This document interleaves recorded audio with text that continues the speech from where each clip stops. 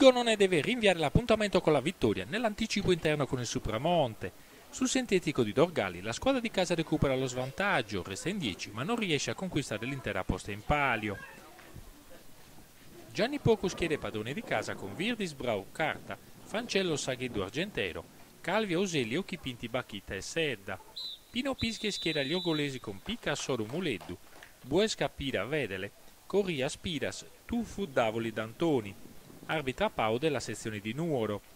Il Gonone, miglior attacco del girone L di seconda categoria, preferisce il gioco in verticale, qui Occhipinti è ben controllato dalla difesa ospite. Il Supramonte non sta solo a guardare, qui prova a sfruttare una palla inattiva con Piras.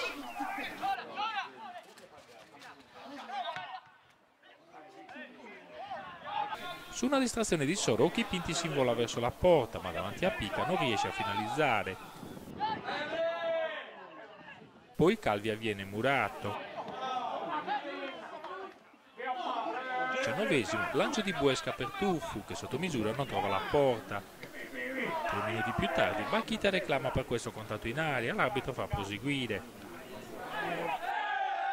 Gli orgolesi chiudono bene gli spazi e si rendono anche pericolosi. Prima Tufu arriva un attimo in ritardo.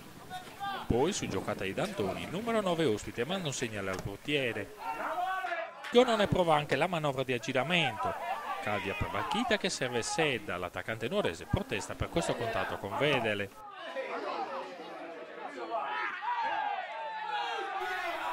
A inizio di ripresa il Supramonte passa. Cross dalla destra, sponda di D'Antoni che per Corria, se un gioco da ragazzi segnala il vantaggio.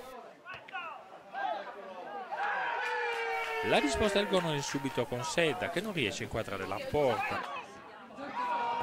Dall'altra parte Corrias cerca il bis con il sinistro senza esito.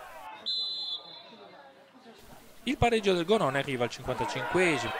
Su punizione in aria, Bacchita anticipa a tutti e trova l'1-1. Inizia la girandola dei cambi. A questo punto la partita si incattivisce. Calvi reclama per un fallo. Poi si vendica con un avversario, prima munizione. Poco dopo arriva la seconda, Gonone in 10. Si accende qualche mischia sedata a stento dal direttore di gara. Con l'uomo in meno i locali non si arrendono e sfiorano il vantaggio con Bacchita e Sedda. Al 78esimo angolo di Uselli che per poco non sorprende il Picca. Ci prova anche Bacchita senza fortuna. Porco si gioca le ultime carte. L'ultimo tentativo su questo calcio di punizione, ma la deviazione esce di poco. Finisce 1-1, un punto che non serve a nessuno.